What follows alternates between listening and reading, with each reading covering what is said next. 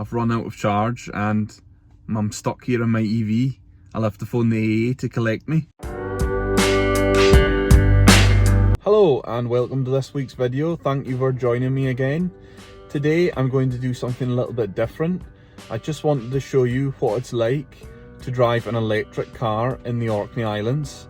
Everyone tells me they are the greatest things ever for driving in the islands because they don't have to do too many miles. This video is just going to show you the real world problems that you have driving an electric car.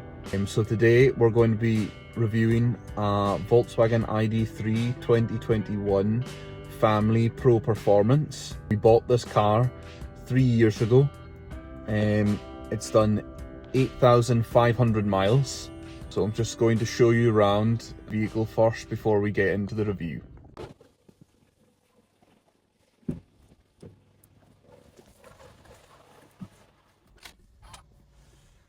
It is a grey colour with a suede-like finish. It's made of recycled plastic bottles.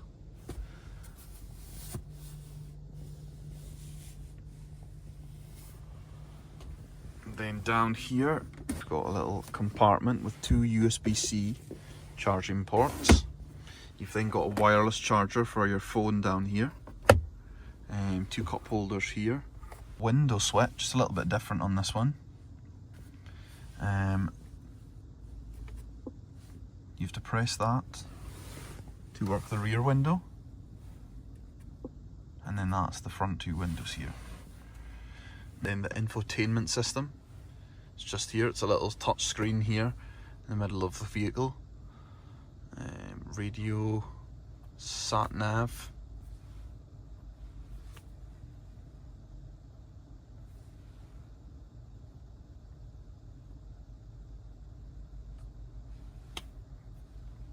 Then vehicle here tells you all the information. It's charged, as you can see, it's charged at 71%.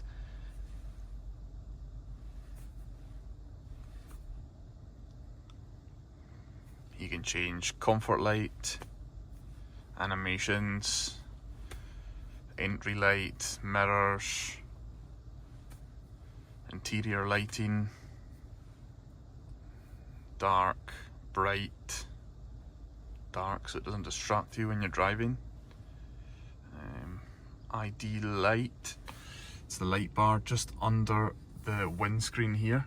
It lights up, gives you a warning if there's vehicles too close to you, you're driving too close to a vehicle, emergency brake, anything like that. When it's charging, it lights up green to let you know that it's charging correctly. Tells you information since the start of the car. It's doing 5.5 kilowatts per hour. Long term, 2.7 miles per kilowatt.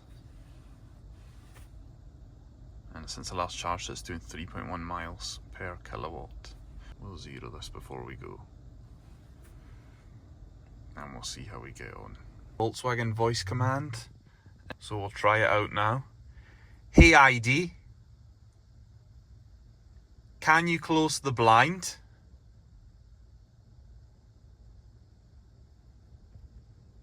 Closing the sun blind. And there you go. That's the sun blind closing on the panoramic roof.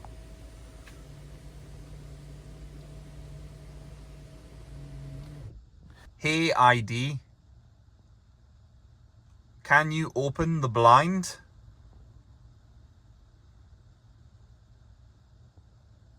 It's pretty slow. Opening the sun blind. It will work eventually, but it does take its time. That's what it wants to hear. If you want to manually do it, there's a switch here, so I'll stop it, and I will open it fully, stop, close, stop. The steering wheel here is haptic feedback, so it's not actually physical buttons to press, a bit like your phone, a bit like your iPhone when you switch the torch on your phone. It feels like a button, but it's not an actual real physical button. Sometimes when you brush your hand across these by accident, it can change the settings, which is a bit annoying. into the climate control. It's a bit annoying, bit difficult to navigate this. If you're driving the car and you want to put the fans on, it is pretty difficult to be able to see what you're doing at the same time. Instead of just a normal dial, you're going across, the dials would usually be here. You put the fan on, put the fan off, change the temperature here.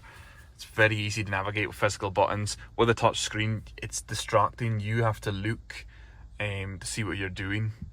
So it's not the greatest there. Different drive modes. You've got Eco, Comfort, Sport, Individual. To be honest, every time I've driven this car, I just leave it in Comfort. Doesn't really make a difference what you choose. I don't really see too much of a difference in any of the driving on the different modes. You've got a reversing camera on this, you've got parking sensors all around. It's very clear actually, the camera on this parking sensor, so that is a bonus with the car. Gear selector on this is a twisted dial. Drive, B for regenerative braking, neutral and reverse. Then to park, you've got a button just here, push that in. Lights, automatic headlights, LED matrix adaptive headlights on this one. It's quite cheap. Nasty plastic on this, you can tell that they weren't very happy with the finishing. They've updated the new facelifted version. It's got better finishings, it's got stitching, softer material, more like what's on here on the door cards. But yeah, it's pretty horrible hard plastic. Your pedals here, you've got the pause on the brake and the play button for the accelerator pedal. It's a little quirky kind of idea from Volkswagen. So as I said, this is a family Pro Performance 2021 plate with 8,500 miles. Colour here is a moonstone grey. It's a matte grey colour, two-tone with a black roof. We've got 18-inch alloys on this one, Easterry alloy wheels. You've got the Pro Performance badge along the side there. It's very easy to get in and out. It's a slightly higher profile like all electric cars, so if you're an older person, it's not too bad for headroom and such for sliding into the seat. Around the back here, you've got a black boot lid, which is actually plastic. So you've got your backlights here as well. Just show you in a second how they perform when you put the lights on. They do the little flashing across like the Audi and Volkswagen usually do. You've got your charging there.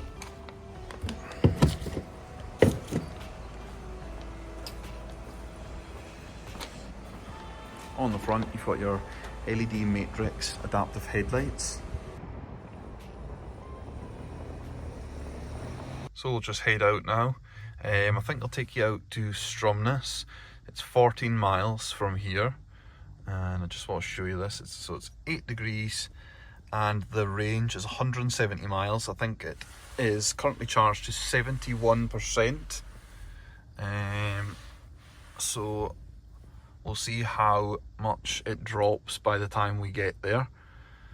So is this really the future of driving? That's what we're all asking, that's what we all want to know. What's after petrol and diesel cars?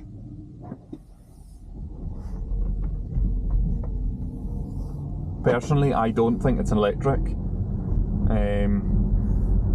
I know Siemens and Porsche have been collaborating on looking at a synthetic sort of fuel.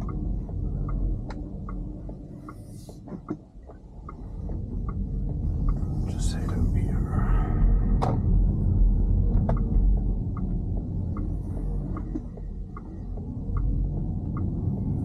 And surely that's the way we're going to go here. Do you really think that this electric cars are going to help? So already I'm doing 29 miles per hour and it's already dipped to 169 mile range. Temperatures also went down, we've just left there. It's sitting at 7.5 degrees. First of all, we'll head out here to Finstone.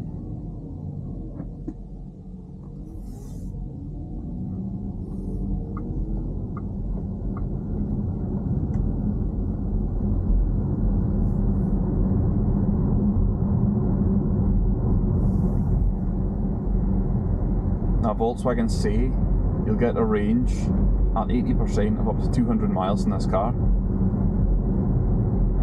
I've never gotten that. I've never gotten anywhere near that.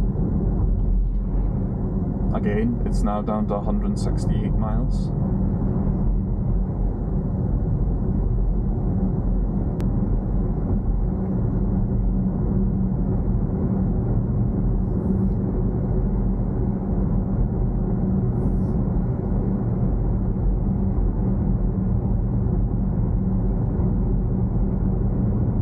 Is it so much better for the planet, electric cars? You think of all the chemicals that's being burned to produce the electricity to charge these cars, and is that any better than petrol or diesel?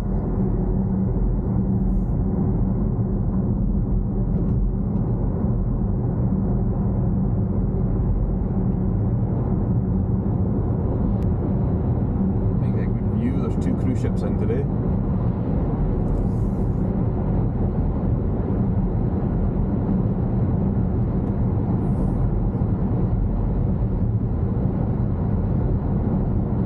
One thing I like about this ID.3, it's very comfortable to drive.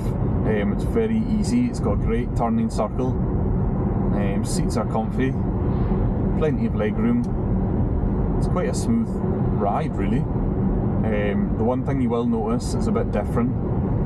There's no engine noise. There's quite a lot of wind noise because it's Orkney and you're always going to have wind noise, you're always going to have wind.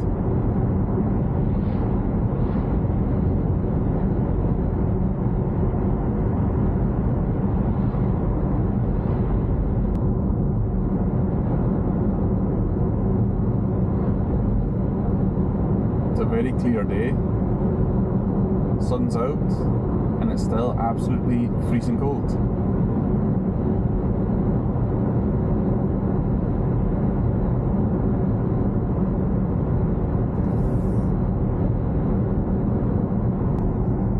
You can get an ID.3 with a 77 kilowatt battery. They claim to do 360 mile range, something like that, Volkswagen I think. We've actually got an ID.4 with the same battery, and yet again it gets nowhere near that here. They say one thing they don't tell you in electric cars is how much battery power, how much range you'll lose when it's cold weather, which in Orkney is, you're looking at between 8 months of the year.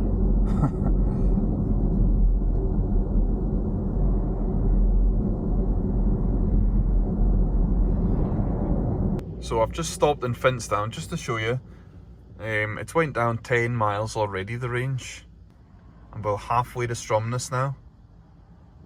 So it was 14 miles from our garage in Kirkwall to down to the ferry terminal in Stromness, and I'm already lost 10 miles of range.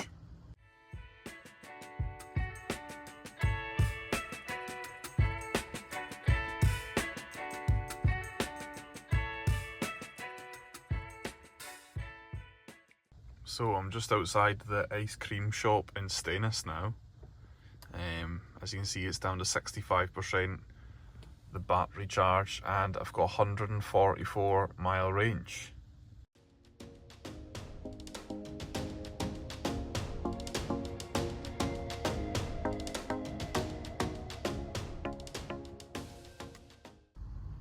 So that's me made it to Stromness, where I want to go. And it's down to 140 mile range. So we started off 70 mile range in Kirkwall. It was going to be a 14.4 mile journey out to Stromness, and it's actually lost 30 miles of range. It's 63% now, so we've lost 7% of charge. It's just not good enough. It's just not the future. What happens if you run out of charge and you're nowhere near a charger then? Oh well, I've run out of charge and I'm stuck here in my EV. I'll have to phone the AA to collect me. The price of EVs has absolutely crashed compared to what they were 3 years ago. I think we paid the best part, it was just over £36,000 for this car. I honestly believe the true value of this, it's somewhere between £16,000 and £18,000 today. It could be up to a £20,000 loss on a vehicle that's only done 8,500 miles. It's in perfect condition.